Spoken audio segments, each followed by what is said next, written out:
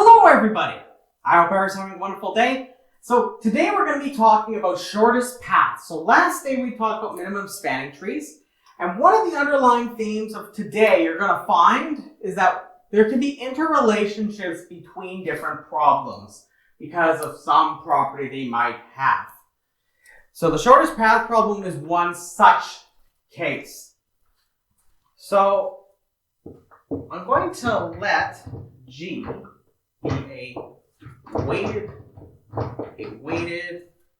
undirected connected graph. Graph G is equal to, we'll just, I already have G over there, with non-negative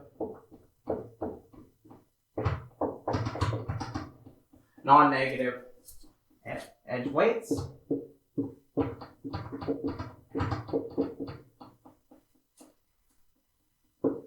So given a path P is equal to V0, V1. So rather than giving you the vertices, I'm just going to lay them out as edges, just because it makes it a little easier for me to define things. B sub k minus 1, B sub k, or bk. I'm going to define the length of a path, length or total cost. So the length or total weight or cost of P, denoted W of P, is going to be equal to the sum of over all the edge weights that are in the path. So I'm going to go from I0 up to k minus 1, where I take the weight of Vi to its other endpoint being Vi plus 1. So we're going to be interested in a problem called the single source shortest path problem. So in particular, we're going to be interested in first discussing the concept of a shortest ST path. So a shortest ST path is a path P from S to T with minimum W of P.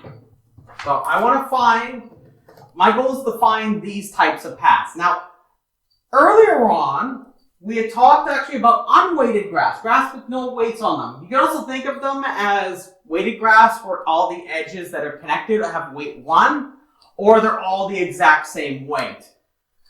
So you can look at some of the things that we've looked at in the past in terms of that as a special case of what we're doing here. So I want to talk about a couple properties that these have.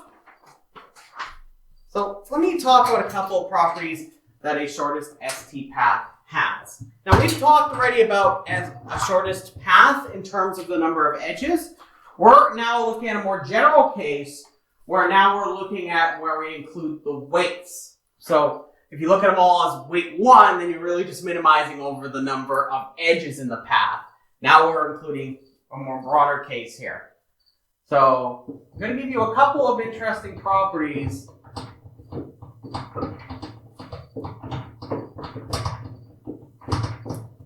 of shortest paths.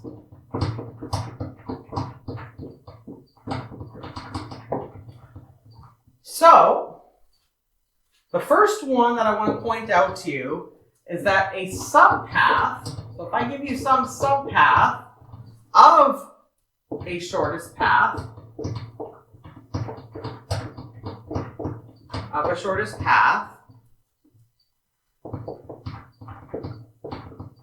is also a shortest path. So I'm going to not prove these directly for you, but I'm going to give you some basic justification using this graph here. So what's the shortest path from S to, say, this vertex? Say this vertex. If you look carefully at this graph, the shortest path is from S to this vertex, then to that vertex, right? So this is the shortest path from S to whatever name I give this vertex. I'm not worrying about the names right now, other than this one later on. So notice it's 2 plus 2, so the length of this path is 4, or its total weight or cost is 4. Now, you would agree with me that the path from this vertex to that vertex is in fact a shortest path as well, right? How about if I give you a shortest path from, say, S to T? What would the shortest path look like? Would I go this way?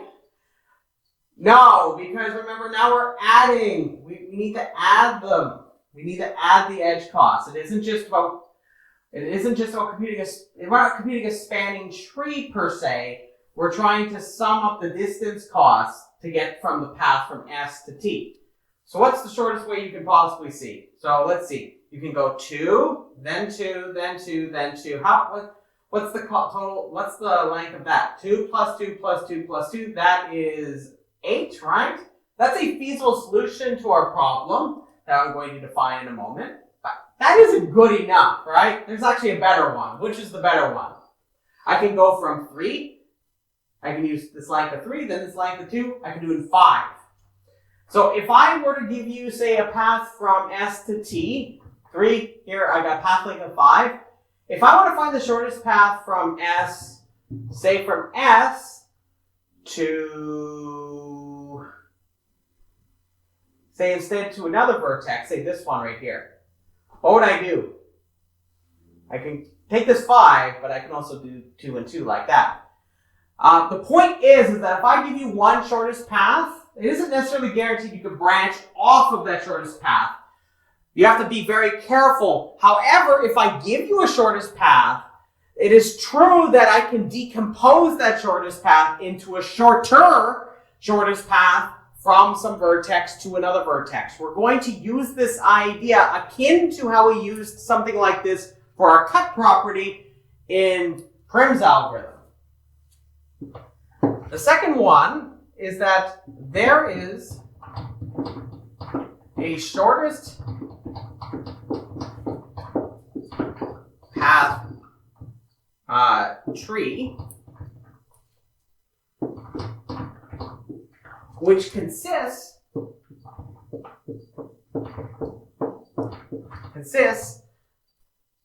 of shortest paths, shortest ST paths from S to every other vertex T in the set of vertices. Yeah, we'll leave it at that. So we're looking at a tree that's rooted at S. So we're going to look at a tree that's rooted at S. And what's going to happen is this tree is going to have it so that if I want to find the shortest path from one vertex to another vertex, you can prove that it actually consists of a structure that looks like a tree rooted at S. So for example, what's the shortest path from this vertex to that one? Just this edge, right? What's the shortest path from this vertex to that vertex? It's just this edge, right? How about this one to that one? It's right here. Okay, how about from there to there? We already established it's 5 here, right? Okay, how about from S to this vertex? We don't take this way, we go that way, right?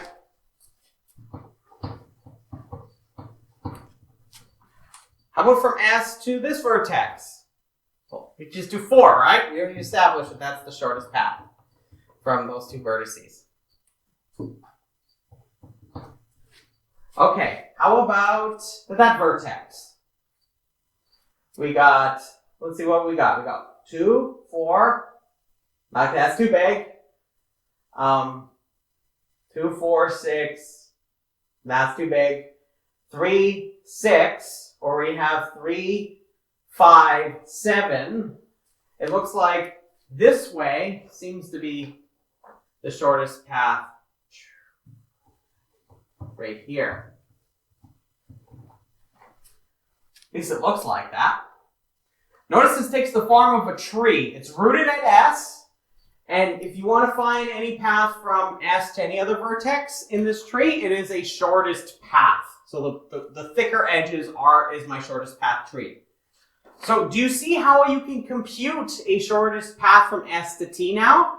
If you can compute the shortest path tree, you can do something quite similar to what we did before with BFS, which also computed the shortest path tree, but it was just on unweighted graphs, right? You just follow the parent references back to S, where T is our target. So we have this at our disposal. So that's the big thing I want you to take away. So we have these two properties. So if we have these two properties, our goal now is just to compute a shortest. What's our goal? So we're going to compute a shortest path tree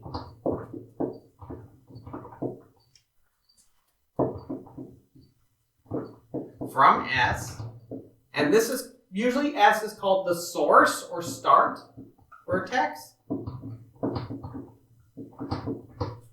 You'll see why that plays a role in the name of this problem.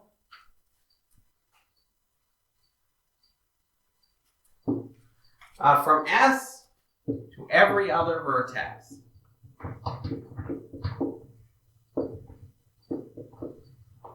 So this problem is known as the single source. So this is known as the single source shortest path problem. So we're going to solve this problem.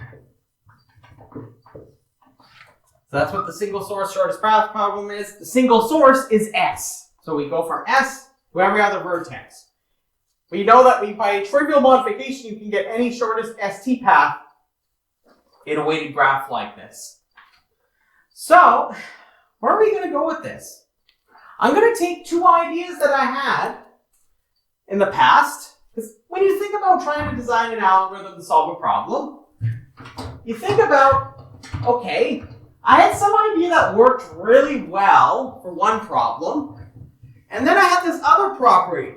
Now, I know I have these two facts at my disposal. I know that every time I compute, if I'm guaranteed to compute a shortest path up to some point, then any piece of it must also be a shortest path.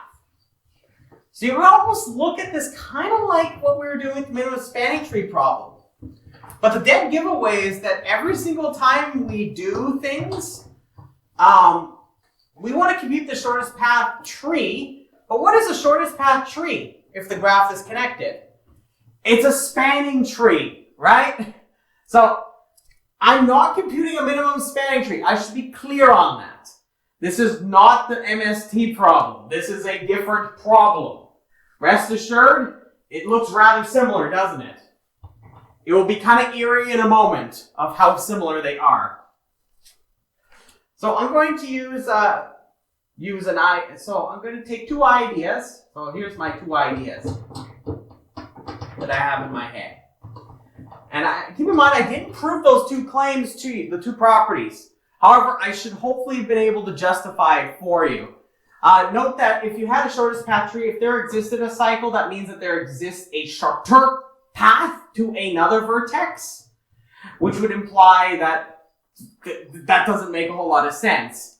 The whole point of the tree is if ever there's a tie, you just pick one, you don't create a cycle, right? You can make an argument quite similar to my cut property from the other day by exchanging edges. In fact, the proof of correctness for the algorithm I'm going to mention called Dijkstra's algorithm is quite similar to the one for prim. So we have two ideas. So we know how to compute shortest paths in an unweighted graph. So a graph with no weights, or if all the weights are treated as one or all the exact same, we use BFS, right? So we ended up with a spanning tree when it's connected, right? And we had this whole idea, the D's and the parents like I did before. That's where this idea is coming from. So next, what we're going to do, so here's the other idea. I'm going to say that the idea presented when computing MSTs generalizes. So I can actually think about this a little bit differently. Now, do you remember the blob from the other day? The blob would consume, so imagine the blob on my graph, and what it does is it goes around enveloping vertices until the entire graph is gone, right? The blob dissolved it all, right?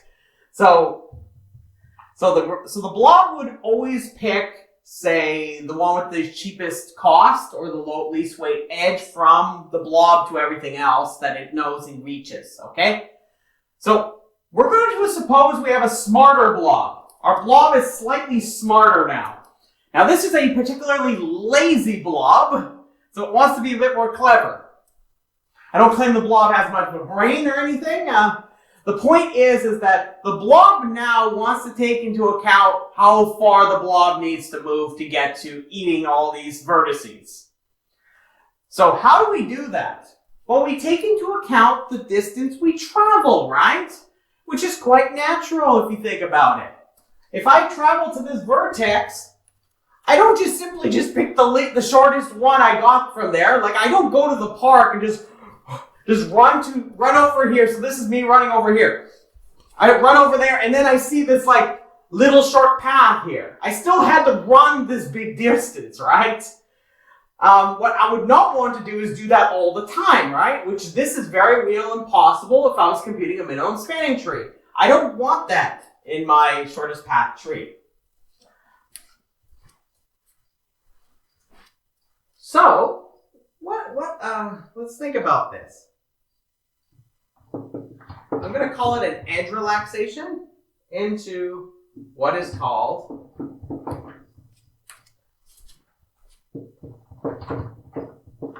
an edge relaxation. So, at the heart of the algorithm I'm going to present to you, called Dijkstra's algorithm, is this idea of an edge relaxation. So what does it do is the following. What we do is we keep track of the shortest distance from S to each of the other vertices. It's quite simple. Remember, the blob doesn't want to go for a long walk. It wants to take the shortest walk possible to consume the next vertex. Those poor vertices. So in edge relaxation, we keep track of the so far shortest distance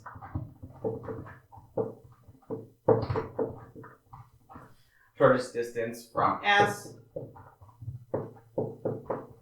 to every other vertex.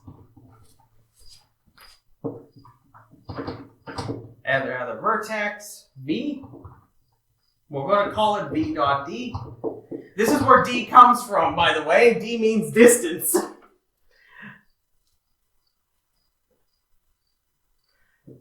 For the blob, maybe it's deliciousness. So we just store the best path we found so far. So we just consider edge E is equal to U comma V, where U is most recently pulled into the blob.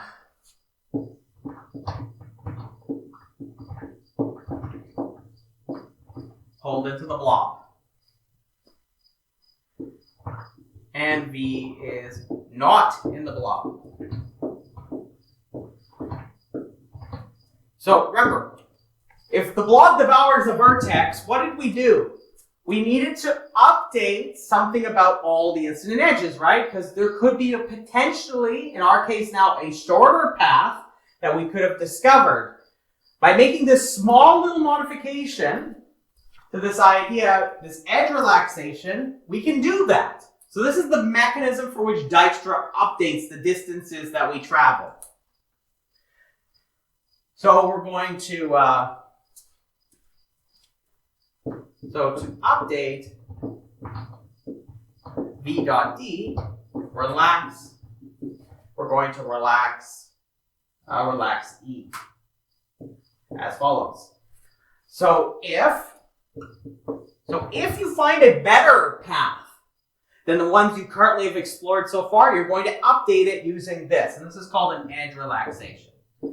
U dot D plus the weight from U to V is less than V dot D.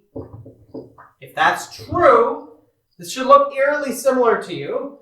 Then V dot D better be updated with now the distance from U, which by the way would have been the shortest computed distance found so far, which if it's been dissolved by the blob, remember, if I have a subpath that's the shortest path computed so far, it must also be a shortest path, right? So the blob is computed so far, has parts of these shortest path trees. So I'm going to take that distance that I've had so far because it's a part of the blob right now. And I'm going to add the weight of the edge, or the cost of it. So again, you can see that all I'm going to do is I'm just going to imagine that the blob is just sitting up here, perching up, and looking at the graph like it has S up here, dangling from it are all the other vertices. And the length for which it comes from is actually how far it dangles down. So the further it dangles down, the longer it will take the blob to reach it and pull it up to its orifice. So what's going to happen is, as we discover more of these edges, the blob will perform edge relaxations on the edges incident to find out how much further down some of these might be. They might actually be closer because it's really dark. Like imagine the blob's in a dark room and is pulling them up. So the blob is like sucking them in. This is really morbid imagery. Is sucking them in, and the order for which this is happening is based on how far away they dangle down. So what does that mean then? We're really just adopting another greedy strategy. So we're just really using a greedy approach. All we're doing is just computing the shortest, we're just taking the one for which has the shortest distance from S at that given time. So it's a greedy approach, and this is going to be called, this is Dijkstra's algorithm. So again, this is another greedy algorithm. The locally optimal choice is computing the vertex that is the closest to S. Remember, think of the blob, the rope's dangling down and pulling up the vertices by the order for which the next closest one exists. Okay? So we're going to be considering Dijkstra's algorithm. So this was developed in the late 50s. So this is the late 50s. You can think of natural applications for the shortest path problem. We talked about one earlier on in the course. We talked about routes for flights. There's so many ways you can think about shortest path problems. I would not want to do a disservice by understating them. So Dijkstra is a pioneering computer scientist. Hence, he's been attributed to this because he was the discoverer of this algorithm, or at least attributed to it. So, what are we going to do? I'm going to do an example to illustrate Dijkstra's algorithm to you. Because you already know the idea. The only thing I'm going to do that's a little different is this edge relaxation business. So all I'm going to do is I have my blob. The blob is just going to sit there and say, hey, look, hey guys. I'm going to assume the blob has consumed. So the beginning of the story is the blob consumes, like it takes on a host that's vertex 4 or something. And then what's going to happen is the blob is going to grow and devour the entire graph. Remember, this blob, compared to the one we use for Prim's algorithm, this one is a little bit lazier, so it wants to do less traveling. So it's always going to pick the one for which there is the shortest distance from S, which would be all of the blob itself that has consumed S and all the other vertices to that said vertex. Okay? So when we start this off, similar setup to Prim, I'm going to start off with distance to 0, because the distance from 4 to itself is 0, right? This is clearly optimal. The shortest path from S to S is indeed 0, right? Its length is 0. So what I'm going to do, just like I did with Prim, I'm going to consider my incident edges once I've included this in the blob. And then I take the parent and the distance. So I know that there exists now a shorter path because I've discovered vertex 3. What I'm going to do is parent is 4. What's its distance? I need to put them down. Let's put these guys down. I like to have fun with this. Now, it's worth noting I tweaked around with the graph ever so slightly to give you a somewhat different behavior. So just note, this isn't literally the same graph as I had before. So, what's the shortest path so far that I found from 4 to 3? It's 2, right? So it's 2. Then its parent is 4. This better be 1. And that is indeed distance 1, right? So it relaxed on both edges. So when we update the edge, we say that the edge is relaxed. So we perform an edge relaxation, which is that, but the edge was indeed relaxed because we found a shorter path. We just simply discovered it, right? So what do we do next? Remember, this is a lazy blob. The blob doesn't want to jog all the way over to 3 or something. It wants to be really lazy. What is it going to devour? It's going to devour the one that's closest to S. Remember, S is right here. It's going to devour vertex 1, right? Devours vertex 1. So what are we going to do next? So devour vertex 1. And then what do? We perform edge relaxations from each incident edge on vertex 1, right? Okay, so is this shorter? No, right? 1 plus 3, which remember, this distance is u dot d is 1, plus this weight, which is 3, which would be 4, that's too big. It's already not big enough. V dot d in this case would be 2. So we don't relax this edge. So this edge is not updated. However, we discovered this vertex. So naturally, what are we going to update? It's D2. Is it just 3?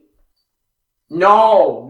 Remember, the edge relaxation says you take the distance we have from the incident edge is one endpoint that's in the blob, and we add its weight. So I take D from the blob, in particular the one that we're updating from. So we take 1, which plus 3, which is equal to 4, right? And the parent is just 1. Okay, what do we do next? Have I considered all the incident edges? Yes, I'm done with that. So what do we got here? Remember, what we're going to do is the blob is lazy. It wants to find the one that's the shortest distance from its origin. Remember, it wants to walk. It's really lazy, right? So I want to go from S to the next shortest one. Remember, think of it like this graph. I pick up this graph. I dangle it down like this. I want to pick the next closest one to S. Which one? So these are balls that are dangling down on the ropes. I would pick which one? I got 2, I got 4, and I got infinity. I better pick this one here. So the blob is going to devour. It's going to devour vertex 3. The blob devours vertex 3. By the way, where are the edges that we're computing our shortest path tree? It's the same idea we had from prims, right? Where what we did was every time I select that vertex, it's always the end point and its parent, right? So if I have 1 and its parent is, did I write 1 up here? For some reason I wrote 1 there. That's 4. Its parent is 4. My bad. Yeah, that's supposed to be 4. I was getting a little excited here. So we know that if you just take the vertex and its parent, then you know that's the edge. Same idea here. What was the parent? The parent was 4, so we know that this edge is in the shortest path tree. Right? So that's in the shortest path tree because that was the parent, right? Okay, so now we have these. I've selected this vertex, so I have to relax on the edges incident to it. Do any of these get updated, by the way? No. Remember, these were already computed earlier, so they're going to have smaller values of D. Remember, we always select from shortest to longest from S. Remember, I'm dangling it down. The blob is going to devour them as they're coming up. Just don't imagine that in your nightmares, please. So what is this then? 2 plus 4, which is going to be 6. So it means the parent of this is 3. And do I have any other ones to update? No, right? Okay, you think you got the gist of this. What's the next one the blob is going to devour? Which one? It's going to devour 2, right? Why? Because it has the smallest D value, 4.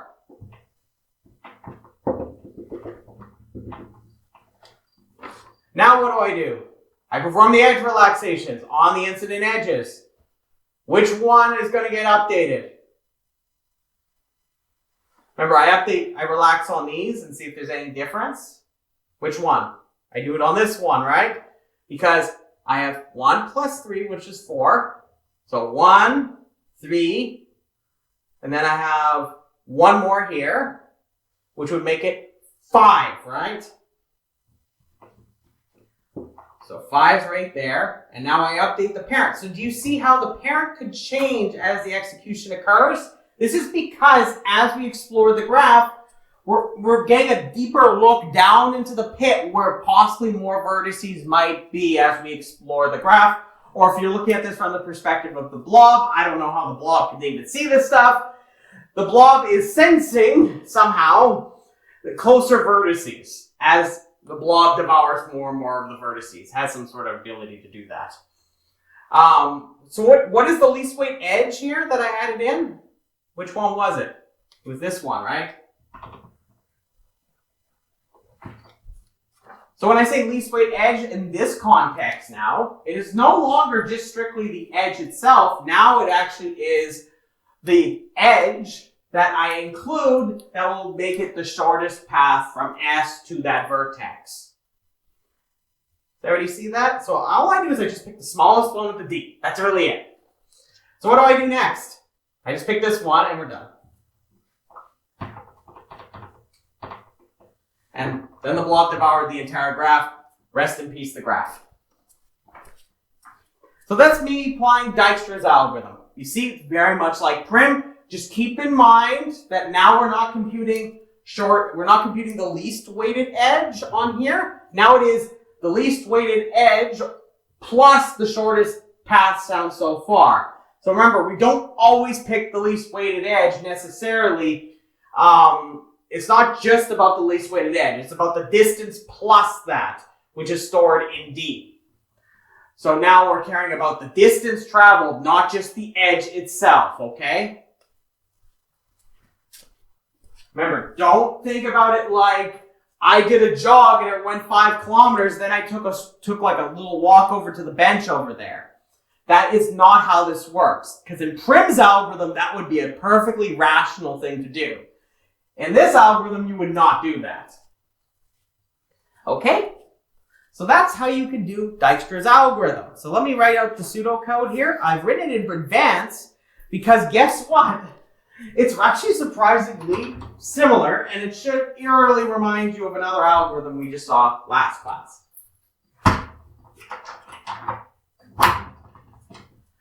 So here's Dijkstra's algorithm. Let me walk you through this. So I have a connected undirected graph.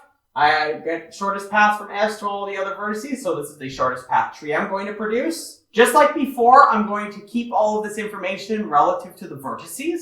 So that each one has a distance and a parent. Now, just like with Prim, there is a classic implementation that takes quadratic time, regardless of representation of the graph, that uses arrays, and it uses the exact same reasoning I said before, just instead you replace the updating of the least weighted edges for D with the edge relaxation. That's it. That brings me to this over here. So, same idea, I initialize D in parent, I set the starting distance as 0. Why? Because obviously the distance from S to itself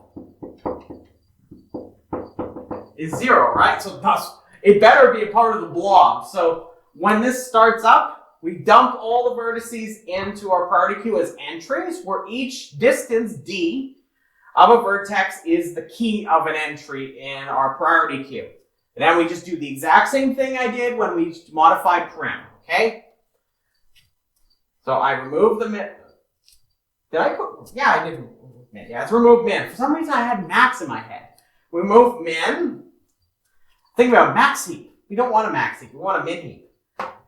So we remove this, we get the vertex that has the shortest distance from S to it, using this, and then we go through each of its incident edges like before. Now, do you see any difference between this and Prim? Yes, it happens exactly here. This is the mechanism I just described over there.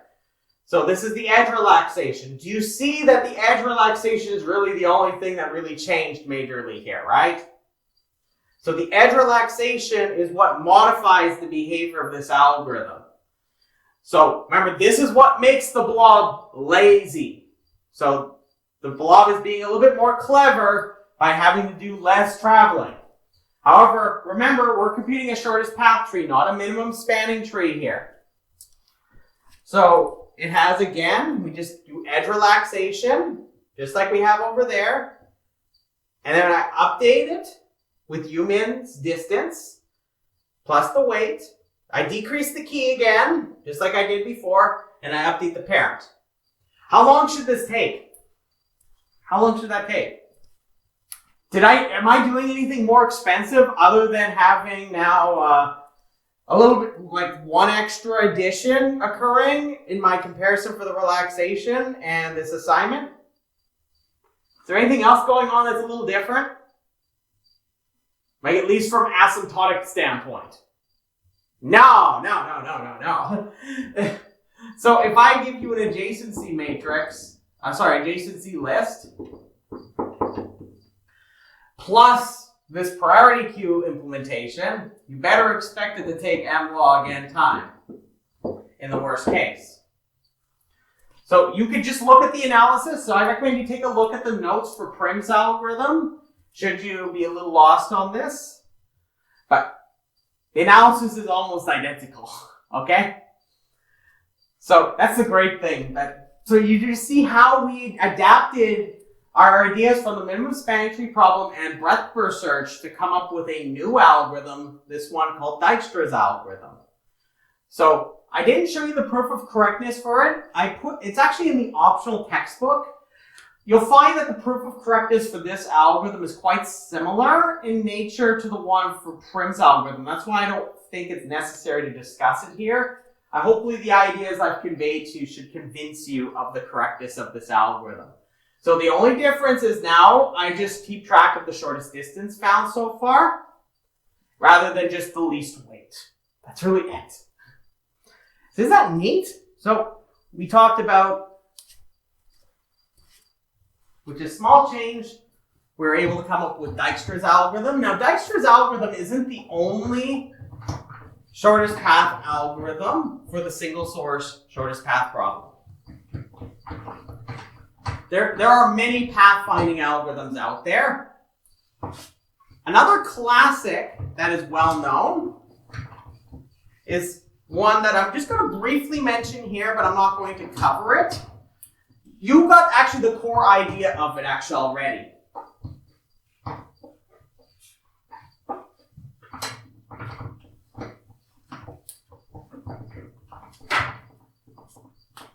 So it works. So there are other algorithms for computing single source shortest path. I'll say other algorithms for the single source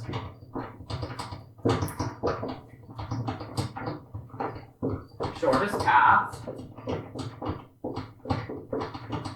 problem exist. Here's one example. It's the algorithm of Bellman-Ford. It's called Bellman-Ford, oftentimes named after the people that discovered it. So the algorithm of Bellman-Ford, this one takes big O of its cubic in its running time.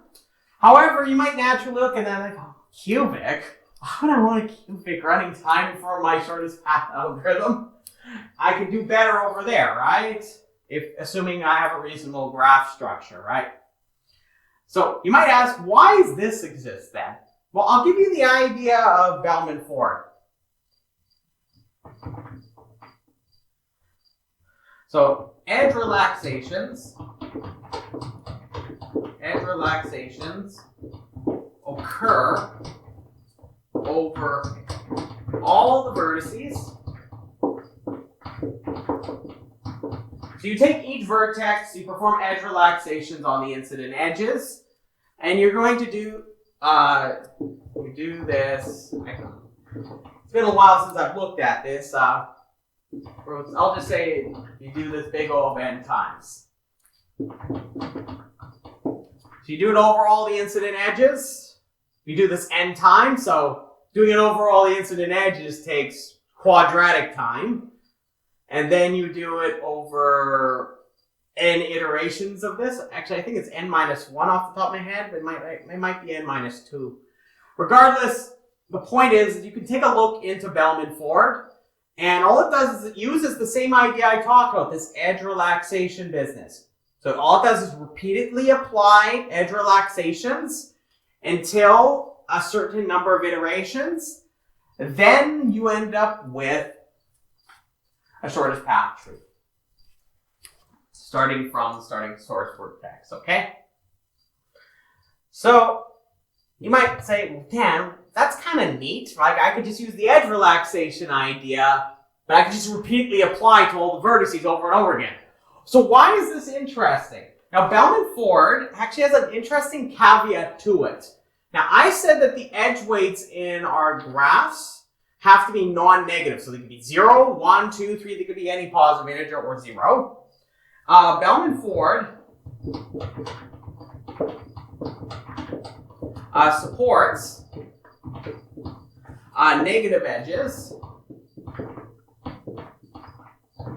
So you could put negative edges into your graph. Now, positive and 0 makes sense for many applications. But there are certain types of things you can even imagine where you could think of the cost of the edges versus how much you might necessarily need to walk back as a negative to a positive. There's some very nuanced ways of thinking about the negative edges in certain settings. So Bellman-Ford supports negative edges, but if a so-called negative weight cycle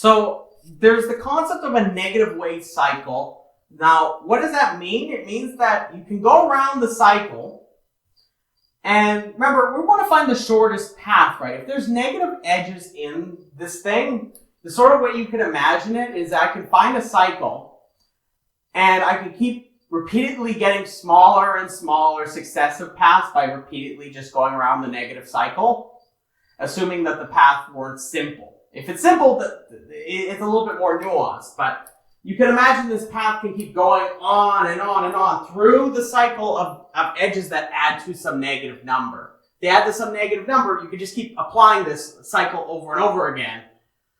And the presence of one of these causes problems for formulation of a shortest path.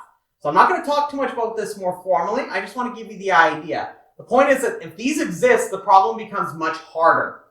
So the single source shortest path problem becomes harder when both positive, 0, and negative values are on the edges. So I'm just going to say the problem on arbitrary edge weights is much harder. Again, to describe that to you, I would require talking a bit more about content that's in 355. So take 355 if you want to learn a bit more about how you might describe such a problem.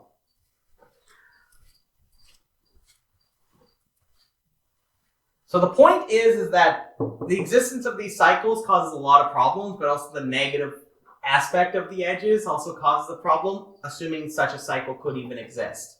So if there's some cycle with negative edges on it, or some sum that sums up to a negative, then that's not good. Bellman-Ford will not compute shortest paths on such a thing. It will just detect and tell you, hey, look, it detects a negative weight cycle. So that's another aspect of Bellman-Ford that's very interesting. Another one, if you're curious about distributed computing or parallel computing, Bellman-Ford is very simple to implement in that kind of setting. What do? So imagine you have a big network where the different machines can communicate with each other, but those communications are expensive. So what you'd like to do is do minimal processing at your own vertex in the system. So what do? You have information about your edges that are incident on your machine. All you do is you just do edge relaxations on each one for a certain number of iterations. Then you do your expensive operation of broadcasting information across the network to figure out what the tree looks like. Okay, so this has a nice application into distributed settings. It's quite natural for that kind of thing. So the point is that there are many kinds of shortest path problems. This is the single source shortest path problem. There's other ones like multiple source shortest path problem. And there's other kinds of path finding algorithms. So this concludes my discussion on shortest paths. And when we come back, we're going to start talking again about data structures. In particular, we're going to talk about a generalization of trees called a multi-way search tree. So this will be possibly the last topic that we're going to talk about in this course. We might have time after, not sure. But anyways, we're going to stop right here. I want to say thank you very much and have yourself a beautiful day.